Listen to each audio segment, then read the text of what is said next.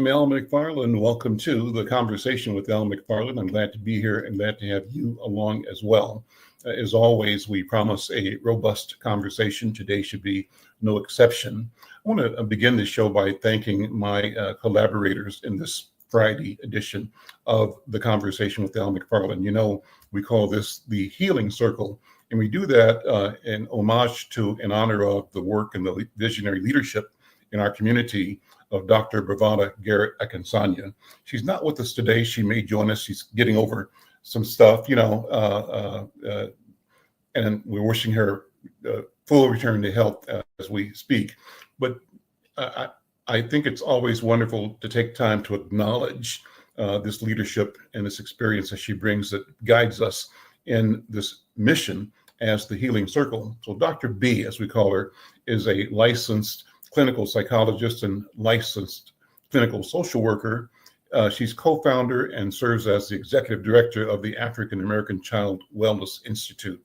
I serve on her board of directors. I am the chairman of that board. She also serves as the president of Breakins Consulting and Psychological Services. Her past community service includes organizations such as Greater Minnesota Daycare Alliance. She's been president of the Minnesota Psychological Association, president of the Association of Black Psychologists. She's been president of the Society for the Psychology of Women of the American Psychological Association. She also serves on the State Advisory Council's subcommittee on children's mental health, and she chairs the Outreach to Diverse Communities work group, whose charge is to recommend to the governor strategies for reducing disparities, increasing equitable access to quality mental health. Who also is a partner and leader in this is Dr. Oliver Williams. He's an emeritus professor in the School of Social Work at the University of Minnesota. He retired from the university in June of 2024, and among his many accomplishments, work in creating the institute that studied violence in Black families. He's done pioneering work both here and around the world, around the country. Well, today, and he'll be joining us momentarily. I think he's got some technology challenges at the moment, but he arranged for me to meet with and to invite to today's show a colleague, Dr. William Oliver. And Dr. William Oliver, thank you for being here. Let me introduce you. Dr. William Oliver is Associate Professor Emeritus in Criminal Justice. His work focuses on the intersectionality of race, gender, and violence. His work is interdisciplinary in that he relies on a number of academic literatures, for example, interpersonal violence, African American studies, criminal justice policy, and men's studies, all to inform the study of violence among African Americans. Well, Dr. Oliver was with us last week, monitoring the show and posting comments in our chat as Dr. Oliver Williams and I conducted last week's program, and it was just wonderful to have his commentary, his feedback, and his suggestions. And we, at the end of the show, said, look, can you join us this week? And guess what? He's here. Dr. Oliver, good to see you. Thank you for being here. And thank you for last week as well. Thank you so much for being part of that program. Let me have you just talk about yourself and how you've approached your academic career and contributions that you've made now that you've retired. Well, you know, they say other men work from sun to sun, but a professor's work is never done. I'm a criminologist. I spent the last 26 years of my career at Indiana University. But before that, I was at the University of Missouri, as well as University of Delaware outside of Philadelphia. I've been interested since I was a young graduate student in Black male street culture and how that, how a life invested in the streets increases the risk of violent crime offending, violent crime victimization. I did one of the first studies of all Black male sample, asking Black men to explain their involvement in violent confrontations, that was published in a work called The Violent Social World, of Black men. Later on, as a result of my association with Oliver Williams, I became interested in domestic violence, as well as later on prisoner reentry. But violence among Black men has been an interest of mine. And I think it has something to do with just how I grew up in upstate New York and being exposed to not so much violence, but Black boy culture, whether it's playground basketball, hanging out on street corners, being around some of the underlife of urban communities in terms of drug use, drug trafficking, prostitution, that type. I saw that. And as I became more invested in academia, I wanted to study it. When I went to grad school, I felt that some of the things as I was reading weren't consistent with what I had observed as a youngster. And so I wanted to add my own lens, if you will, to the experience of the streets.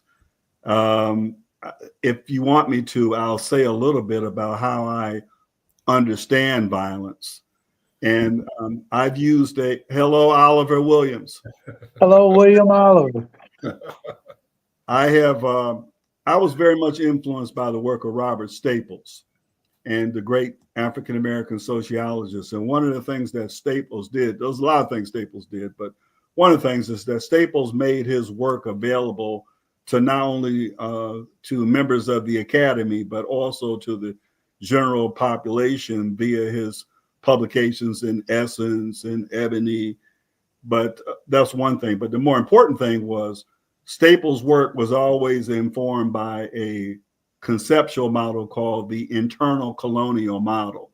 And he explained everything he wanted to talk about. He explained it in the context of that model, in which he basically argued that African Americans were similar to a colonized people, but unlike colonization where a minority is controlling the politics, the economics, the social life of a majority, he argued that we were an internal colony, a minority sort of oppressed within a larger context. And I eventually developed a perspective called the structural cultural model, in which I basically argue, and I'll be brief, is that one of the ways in which you explain the disproportionate representation of Black people in general and Black males in particular as violent crime offenders and victims is by looking at the intersection of structure and culture.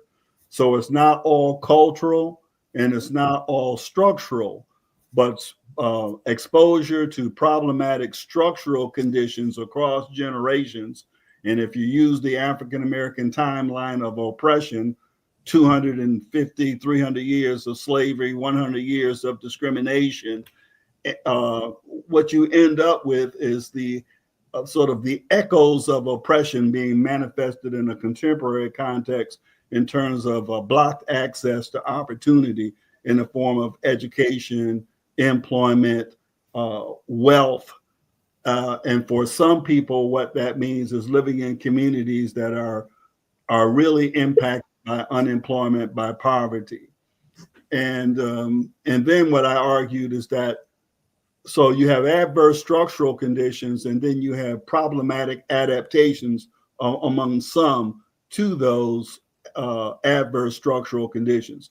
And one of those means of problematic adaptation is becoming increasingly invested as an adult in urban street culture, using urban street culture as the site, the location for developing a problematic gender identity and enactment, as well as a lifestyle that increases the risk of offending and or victimization. So I talk about structure, I talk about problematic cultural, or some people have a problem with culture, problematic lifestyle adaptations to structural oppression. And then I want to link it a little bit to, you're probably going there, but I want to link it a little bit to the current emphasis on utilizing the National Guard to address the violent crime in some of our urban areas. Mm-hmm. I see that as more performative than actually addressing the problems, because if we were to look at any city, whether it be Minneapolis, Chicago, DC, or whatever, and we draw a large circle around the city and we start placing dots around the areas where there are non-fatal shootings, fatal shootings, and we just do that for the entire area, what we begin to see is that more dots will show up in areas where you have high rates of poverty, high rates of unemployment, high rates of families headed by disadvantaged women. Mm-hmm. And as you move out of that area, you'll see fewer dots, and those fewer dots will be in areas where there's more home ownership, where there's more higher income and stable families. So that leads me to conclude, like many others have concluded, going back to the origin of criminology, is that problematic social conditions is sort of fertile ground for criminal activity. Mm-hmm. So if you don't have a long and a short-term plan with regard to how you address the violence problem, a short term, I mean, increasing law enforcement and, having speedy prosecutions and things of this nature, along with addressing these adverse social conditions that lead individuals to pursue significance and status via problematic means, you'll never really address the crime problem. So that's what a great opening. That's a awesome analysis and presentation, and just inspiring me to take notes and raise questions that I'll share with you. Let me first, though, welcome back our colleague and friend and my co-host, Dr. Oliver Williams. Dr. Williams, thank you for making the connection with William Oliver. Dr. William Oliver, this is, as you predicted, a great conversation already. That's right. Well, that's typical when working with William Oliver. And just to note, Bob Staples was a mentor of mine. Mm-hmm. And then his last book on Black families, and he had a connection with University of Minnesota, and also a strong connection with Dr. Paul Rosenblatt. So he was a good man. He passed away a few years ago, but a good man. Mm-hmm. Give us a synopsis of the things you mentioned last week, if you would, Dr. Oliver Williams. Well, what were the takeaways for people listening last week that we can bring into today's conversation? Well, some of the things that William talked about, but one of the things that I think about is that your environment does have an influence on how you see the world and how you respond to it. And as William talked about things that he was exposed to, and I was exposed to similar things when I was growing up. And, dealing with challenges, it was an environment that produced violence. I remember growing up and telling people, I said, when I was growing up in grade school, it wasn't a question of whether or not a fight was going to happen or some ruckus. The question was when it was going to happen, and so, I grew up in an environment that was not as bad as some environments, but it was worse than others. So when we went to school, the reality was the fact that as I, got into kindergarten and second, and by the time I was in second, third grade, it was on. And so the question wasn't whether or not violence is going to happen. It was what time it was going to happen. And then, and that's when my mother and father pulled me out of that school and put me in another school. And the likelihood of violence was much less in that other environment than it was in the environment that I originally went to. And if I had gone to junior high school and high school in that environment, it was going to be a mess. And So were so both elementary schools black, or what was the difference? it ended up being all black. Mm-hmm.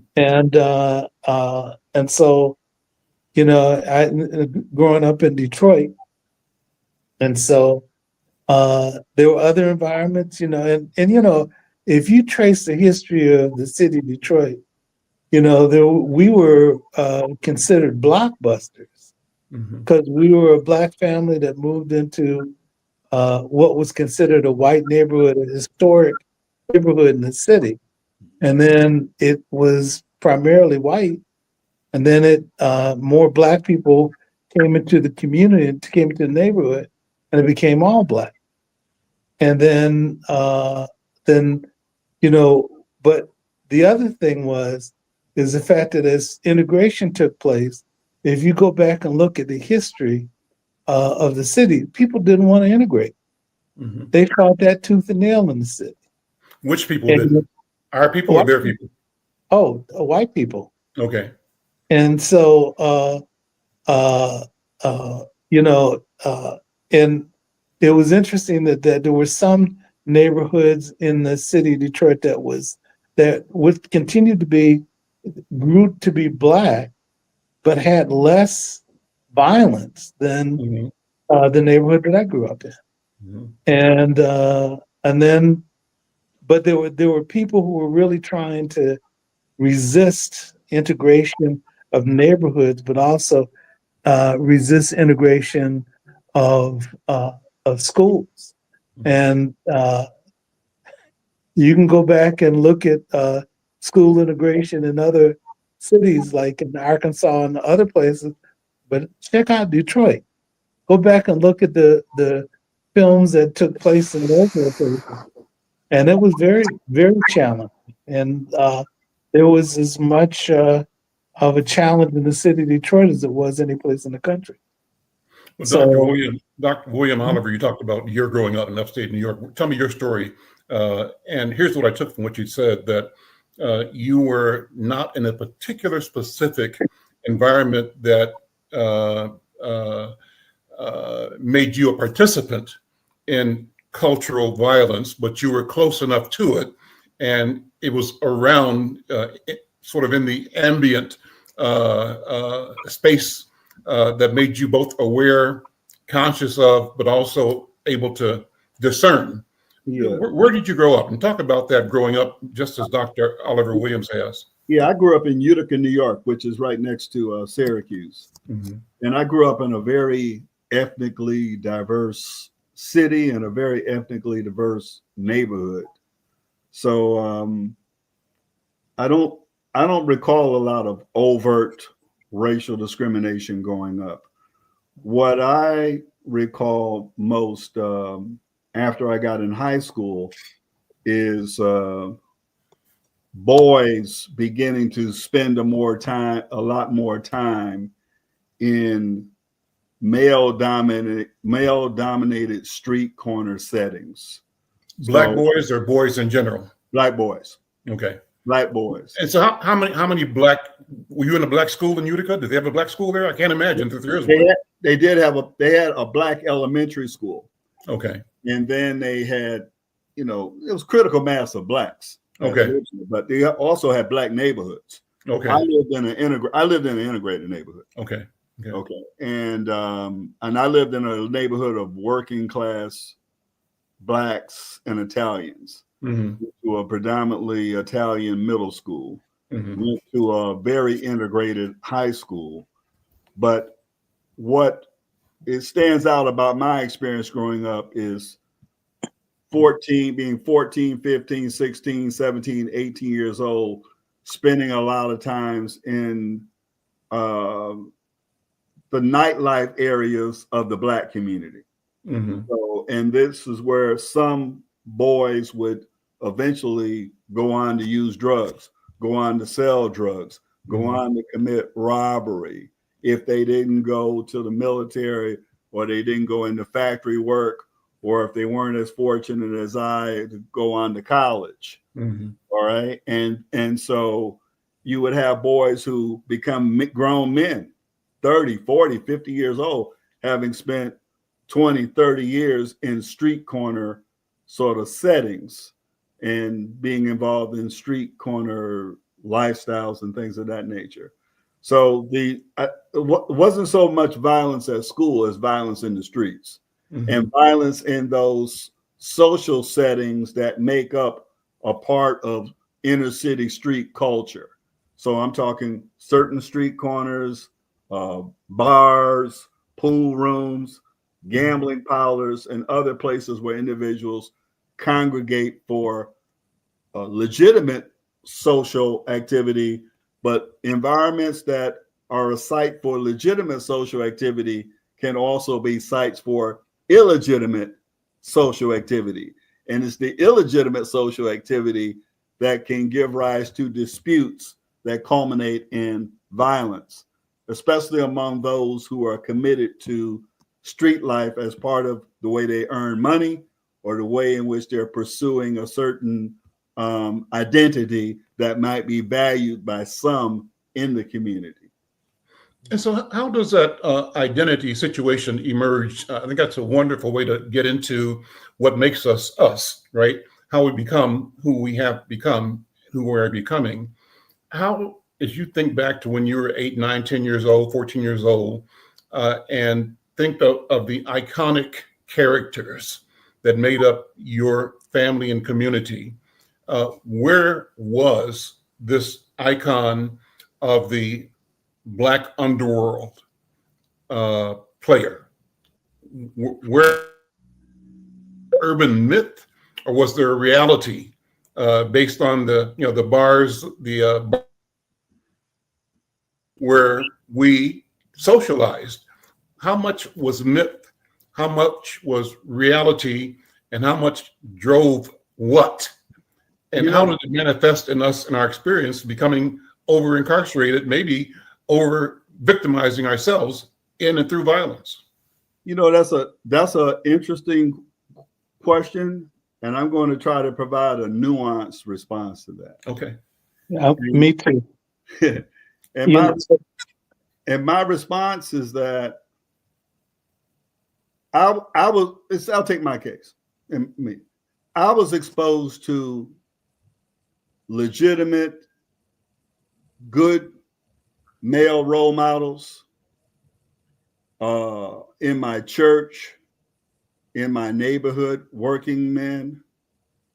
And then as a evolving teenager, I was going to environments where both legitimate people who were on legitimate paths and people who were on illegitimate paths interacting in the same social settings, especially bars, after-hour joints, just on the public streets, public parks. So it wasn't like I was exposed to one thing. I was exposed to both. But one thing about how I grew up compared to the last 30 years or so, our young people have produced a popular culture art form that has, at least in the past, I don't know so much in the contemporary times, but it actually glorified involvement in the streets. So my soundtrack is a James Brown, OJ's, Frankie Beverly, Whispers kind of soundtrack, Confronting, Ohio Players kind of soundtrack.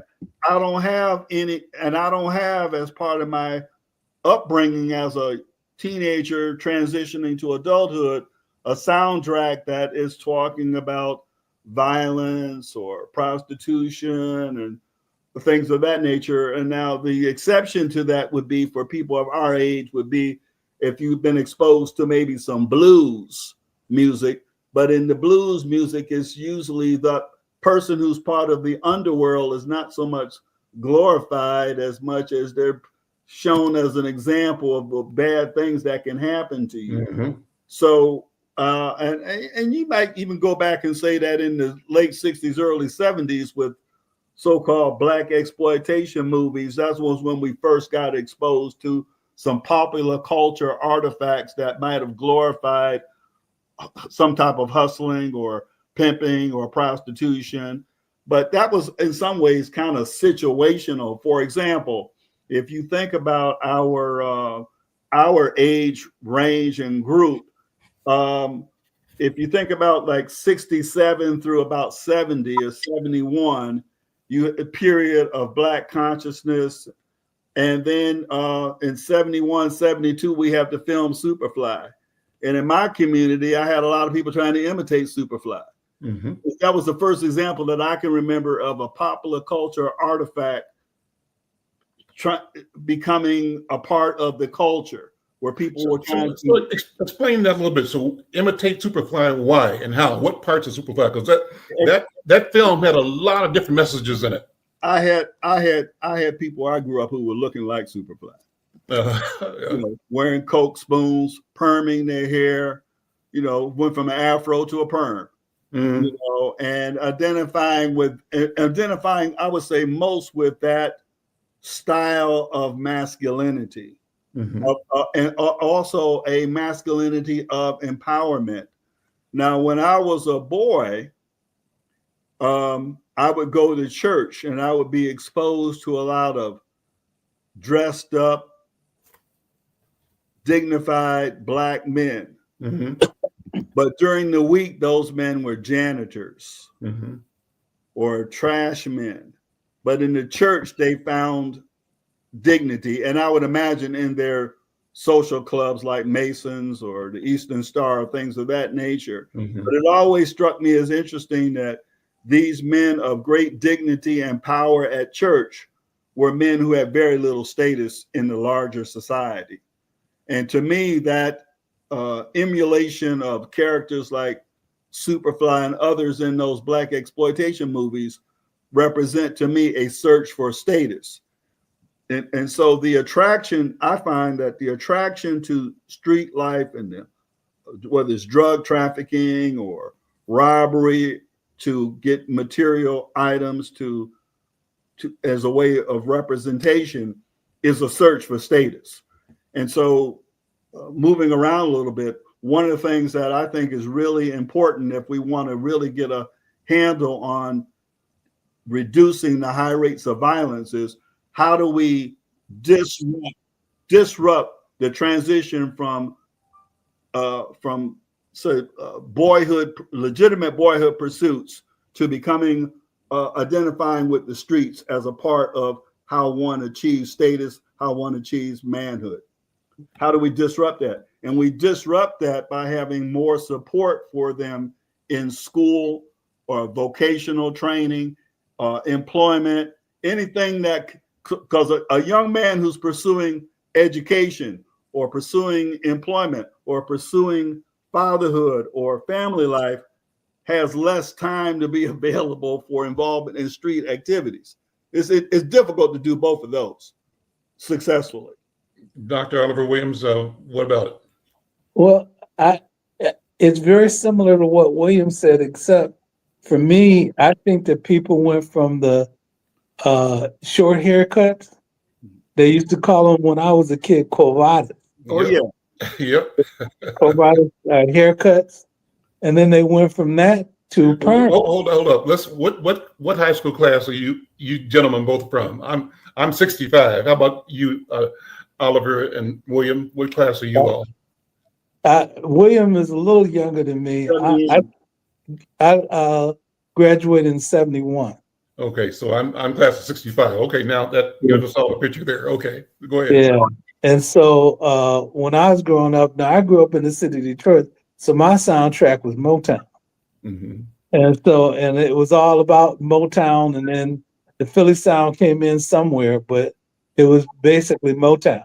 Mm-hmm. And when I was growing up, you went from the covadas to the short haircuts to the process, and then you had the afro, and then they had the afro to people perming their hair.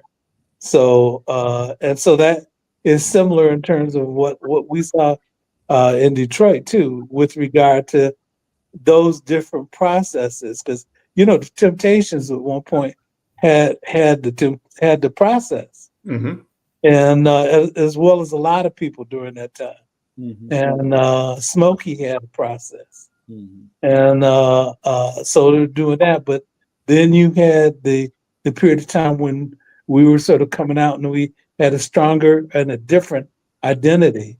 And then Superfly came out where I think, and I also think that there's something where Black people tended to use church as a way to establish status historically. Right. And so they didn't have it in the fields, but they had it in the church. Right. Didn't have it in the community or at work, but they had it in the church. Right. And it was an interesting sort of development in terms of how we situated ourselves. But I also thought that we were more connected to one another through church and through community, at one point. Then I think, the issue about street hustlers evolved a bit more. But there's some movies we can take a look at. There's a movie called Detroit that Catherine Bigelow, who did, that talked about the Detroit riot and the challenges that happened in the city of Detroit during the riot, and how the riot kind of started. Although I lived around the block from where the riot started.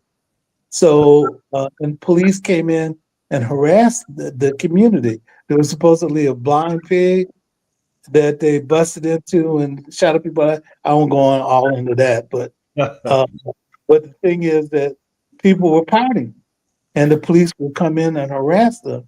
They would, shot some people, and there was a police group called Stress, and their responsibility was to come into the city and cause stress among Black people. And there were white policemen that came in and caused all that stress, and people got tired of being bullied, and so they fought back. But all the other things that you saw in terms of shooting people and the disproportionate harassment that exists still today, and how the police got out of it, also in the movie, told some interesting stories about how people were affected, the trauma that they experienced, all that. And so I think that one of the other things too is that people sort of not only were affected, but different attitudes emerged. And I thought that there has been an overemphasis on street culture. And, it certainly exists. Certainly it got, in my experience, got more challenging as we got older. But instead of talking about as many of the positive images that existed, of Black men and Black communities and women in our communities, it's tended to be an overemphasis on, in my opinion, the negative images rather than more of the positive images, which existed also. As I think William said that too.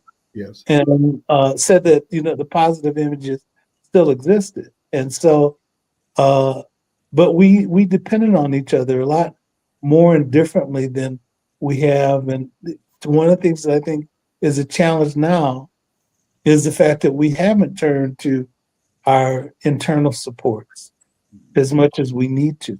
Can I follow up? Can I follow up with that just briefly, Oliver? I didn't mean to interrupt you. I want to say this in response to some of the things that you said. There's 2 points I want to make. One is that I used to say to my students in one of my classes that during slavery, Black people had a collective agenda. They wanted to be free. Mm-hmm. After slavery, up until 68 or so, another 100 years, we had a collective agenda. We wanted first-class citizenship. Right. We wanted all of the manifestations to discrimination to be dismantled. So for most of our sojourn in the country as a racial minority that has been oppressed, we sort of lived together. And so as the barriers to mobility have been dismantled, right, people who were more, to use a William Julius Wilson term, advantaged, were able to move out and away. And right. so even so there's the period of time where you have the teachers and the lawyers and the doctors and the dentists and the grocery owners and the business people who are living in the same areas and become role models for a certain degree of aspiration, what I can achieve, what I can be. And even if you're not interacting with them, you see them and you see this as something that is potentially accessible to you. What we have now, and why I do think street culture is so important, is because those role models are not present. And so what we have now is the people who tend to be successful, for the most part, tend to be people who are involved in some type of problematic behavior, because the advantaged people have moved out to better neighborhoods or even to the suburbs.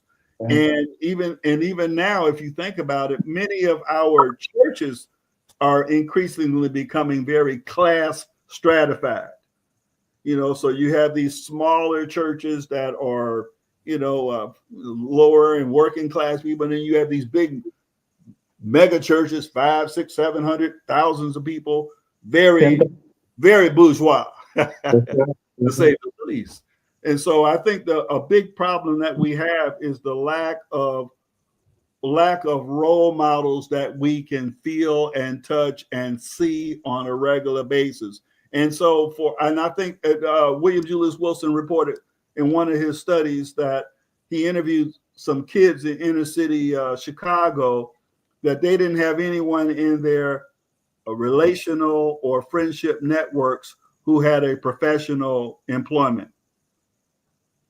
So these were not the people that they were seeing and touching and encountering as someone that they knew.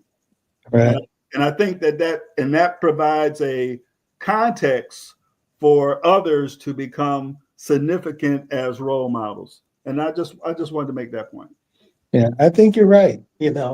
I think that there was a time, I think about people that lived in my neighborhood when I was growing up. There were doctors, there were teachers, there were ministers. And as the time evolved, a lot of those people, when the blocks were being busted, and as time, moved on, and people could move into those spaces more easily, people tended to move up. But, still, one of the things that I felt was the fact that as stories have been told about it, people would talk about one thing without talking about the other. Okay. And so when Superfly came out, those other images still existed. But you're right that they were less proximal. I think to some people, as time moved on, you couldn't. One of the things that used to happen too is that if you needed to get in contact with somebody because you had a problem, you go to church and you'd see somebody who did work in an area as a social worker, as a teacher, as whatever, and as a minister, and then you go and talk to them and you could get things hooked up. I've seen churches where they had something internal in terms of trying to be a resource and a referral source for people within the church. But there's a question of, there's some churches that are more structured to still do that, but there's some churches that are not. That's right. Yeah. That's right. Back to the question of this image and the idea and the accessibility of violence as a solution, particularly among Black boys, Black men. We talked last week, Dr. Oliver Williams, I talked about growing up and as a parent, young, spanking my kids, my daughters, right? And until I finally got the aha moment that this was a waste of time and just not the solution to anything. that I was really hurting by passing on behavior that didn't work. And Dr. Oliver, you said that, we were products of our experience, but that didn't mean we had to be locked into it. And we had to embrace our ability to change, to grow as we were able to know more and better. Dr. William Oliver, you talked about a couple of things I wanted you to lean into a little more. One is the notion of, during the period of slavery, the certain single-mindedness of the culture, of the entire group of people. And that also existed beyond slavery through the next 100 years or so. So that single-minded, mission-driven agenda, what forged that? We know the answer, but you can talk about it. And you also talked about colonization, the experience of African people in colonies, Europeans, a minority, invading and controlling lands that Africans lived in and subjecting them as colonies. And you made the comparison between that and our experience as enslaved individuals, but a culture, in a sense, colonized within a larger culture of European making. And of late, I've heard the term that I love, and I want to see how it sounds to you.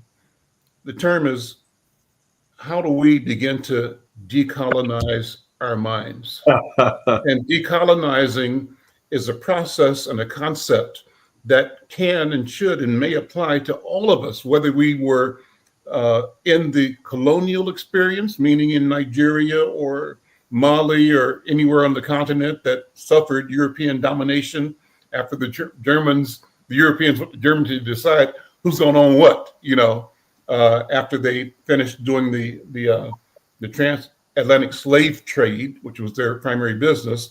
But it also applies to us here in this country, colonized as you described us. So what does that mean? How do we decolonize our minds?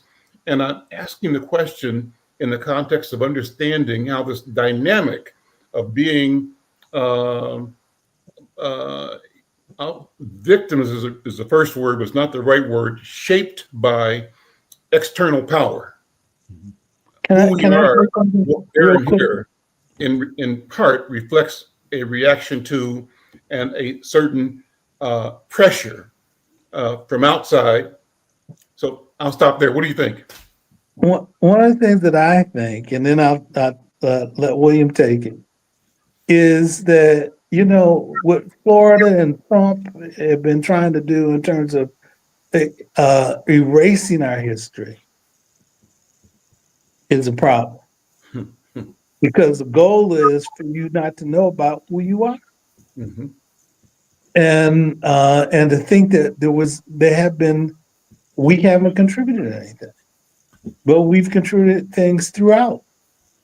And then to still have things present so people could go visit and be informed about it more readily. And not just, African Americans clearly, but also the rest of the country. So stealing and ignoring our and excluding our history is a problem. So that's what I wanted to say. Go ahead, William. I want to try to say a couple of things. With regard, let's go back to that collective agenda business first. When I grew up in upstate New York, I had Jewish friends who also had to go to Hebrew school, yeshiva. And one of the things that I have come to learn and really admire about the yeshiva is that the yeshiva is a private organization funded by Jewish people. And the mission of the yeshiva, one of the missions, is to introduce Jewish people to their history and culture, unfiltered, and to also give them a sense of identity and a sense of mission. So when I was younger and a little bit more excitable, I would say to Black people, where is your yeshiva? Where is your Hebrew school? And the Jewish people maintain the Hebrew school because they have a collective agenda formed around the philosophy never again. And it is promoted, the political message is promoted like a religious message. Mm-hmm. I would argue that when we get to 1968 and we start seeing the dismantling of overt racial discrimination, and there's opportunities for advantaged and other people who are not advantaged, but opportunities and employment, and you have mobility. What we didn't continue to have is we really, in some ways, concluded that, okay, we're free to access all the opportunity and legitimate means in the society to pursue the American dream, mm-hmm. and not recognizing that racism and racial discrimination evolves. it morphs into another form, more subtle. And so one of our failings as a people and our leaders is that we haven't maintained a sense of collective identity and collective responsibility. And I hate to say it, but as a person who grew up during the 60s and was very much influenced by notions of Black unity and things of that nature, I'm very pessimistic, because we have some of our children now who are young college students or whatever, or young professionals. They're going on Mediterranean cruises. They spending 2 or 3 weeks a month in Greece, and so and for many of them, there is no attachment to the collective mission. What is the collective mission? What is the collective agenda of Black people in 21st century America? So I would argue that one of our greatest problems, and I don't see how it can be rectified in the masses. I think there may be a movement. If a movement emerges, it's going to emerge among the grassroots. It's not going to emerge among privileged people who can go to Spain and go to Italy and go to Africa or whatever. It's not going to be something that emanates from the bourgeoisie. It's going to be something that emanates from people who are dealing with some very tough issues and challenges in their community. So I would argue that in contemporary America today, Black people do not have a collective agenda. And that is a problem, because there's nothing wrong with mobility, but do you still have any responsibility or sense of obligation to the uplift of those who are not as privileged or mobile as you? I think that's a point, a very important point. You said something about the erasure of history or the decolonizing our minds. Yep. I don't see how you can decolonize your mind if you don't have an agenda that promotes the decolonization of your mind.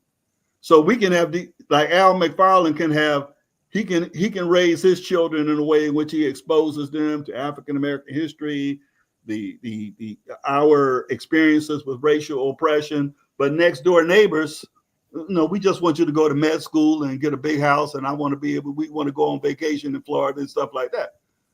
So it's not, so what's the point of your kids being woke and the next door neighbor's kids being asleep? I just don't see how it's going. I wrote a paper one time. I wrote a paper a long time ago called Black Males and Social Problems, Prevention Through Afrocentric Socialization. And I was really spouting the ideology, the teachings of Maulana Karenga, with especially the principles of Kwanzaa and how he meant for them to be an everyday aspect of our moral values. And what would happen if we raised our boys in ways in which we adhered to those principles of collective responsibility, purpose, collective economics. But I don't think that that's going to ever happen now, because there are too many incentives to be bourgeois. There's too many incentives to just pursue the good life. And then along with that, we exist within a context that suggests that racial discrimination is gone. And if you're a failure today in modern America, it's because you have not adequately pursued the discipline and the opportunities that are available to you. So one of the best interviews I've ever done, I think, was with a guy named Vice President Riek Machar. Riek Machar was the vice president of South Sudan. He was the vice commander of the Sudanese People's Liberation Army, SPLA, and he was the vice chair of the Sudanese People's National Movement, the political body. Mm-hmm. He talked about how he and John Garang were both university professors in Khartoum, and that they were among many, but the two of them together specifically grew tired of the perpetual and institutional denigration of the Africans in Sudan. And he drew the distinction between the Africans and the Arabized Africans. Mm-hmm. And so we're on the radio. I said, Arabized Africans, what's that? What does an Arabized African look like? And he says, well, they look like you. So what?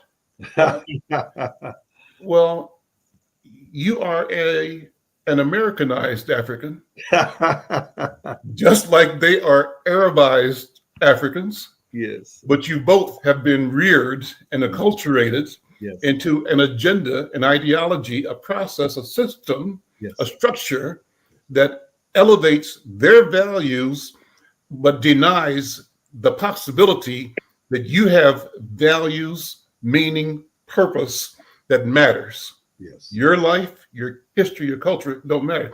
He said, so we left and we went into the countryside and organized armies, and we fought a guerrilla warfare for X number of years. And I know, he said, we're responsible for the death of 5 million people in those wars. And what he regretted most was the fact that part of their military resistance and struggle with the North, the Arabized Africans, the Sudanese from Khartoum, in doing that, they recruited and trained child soldiers, children who were 9, 10, 12, 13, armed them with AK-47s and sent them into the bush to fight and kill. He said, now that we've ended the military, our challenge is to re-socialize these children so that they can be children again or become productive human beings that have a different attitude towards violence. So I bring this up to say there's a case of organized violence with and among young people in the name of the state, a state in formation. It wasn't the state yet, but there was a process for acculturating. So I'm trying to think, what processes are there for the boys and girls in our neighborhoods who, because of their youth, are, I don't know what the right word is, but, you know, are malleable and impressionable and experience different invitations, some without being recruited, but they can be attracted to what you call the cultural challenges. One would be the street life, others could be the academic, others could be the military, others could be the factory. But those are the options. So what is our duty, our obligation to recognize something universal in this experience of growing up and looking at that growing up in a place like Sudan, where it meant the violence of war as part of nation building, and what it means in Utica, where it means something different, but it's still young people. And what is and maybe I'm putting apples and oranges together. Maybe I'm not seeing this right, but what do you think, Dr. William Oliver? What do you think? I think the issue gets back to duty. How do we agree on a common duty, a common obligation, a common responsibility? So my response to that would be I don't know how to put this, but I would have I would modify my aspirations with regard to what's achievable. And I think or what we could do, because I don't think that there is a sense of we. Okay. And I don't think that we're going to ever have a great sense of we again. I think we have situational we-ness. So we had situational we-ness when George Floyd was killed up there in Minnesota. Yeah. And that situational we-ness transcended Minnesota and was all over the place. Yep. Okay, but now it's dissipated. Yep. And because we really don't have, our institutions are not organized in a way to continue to promote a sense of urgency about problematic conditions that give rise to even greater problematic conditions, or how problematic social conditions persist for certain groups of people.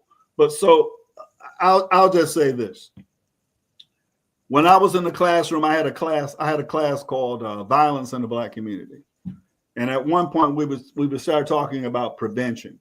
And we go through criminal justice preventions, community preventions. My thinking is this: pregnancy prevention is violence prevention. You say, how so? If you can, teenage pregnancy prevention. If you can, a teenager getting pregnant in modern America is like taking a rocket ship to poverty for most teenagers. Most teenagers get ready to be poor. If you're having a baby at 16, 17 years old and you don't have any educational skills, you're in a problematic circumstance. So I would say that teenage pregnancy prevention programs is a form of violence prevention. Okay. School retention is violence prevention. If you can get individuals to graduate from high school, go on to vocational training of some type, whether it's academic or traditional vocational careers, they're now in a better position to maintain themselves. They can expand the horizons of their lifestyle individually and for their loved ones. So I would say we need to start at that level. If you can, we have a lot of Black boys who become young Black men and older Black men that have a lot of anger because they have not been sufficiently nurtured by the men in their fathers or other men within their family networks. I have met young men and they're mad at me and they don't even know me. And I'm like a representative, a symbol of Black male failure. Failure to love them, failure to nurture them, failure to guide them. So mentoring programs where you are linking functioning men with boys, especially boys at risk. Violence prevention, in my estimation. After school programs, violence prevention. So I would start small there, and when we have opportunities like the death of George Floyd or the young man that was killed up in your area by the police officer when he told the police officer he had a weapon in the vehicle. I can't remember his name right now. I apologize. Yes. We have to take advantage of those. We have to take advantage of those situations to bring attention to problematic policing and to promote. You probably heard some of the chiefs up there talking about we're in the constitutional policing.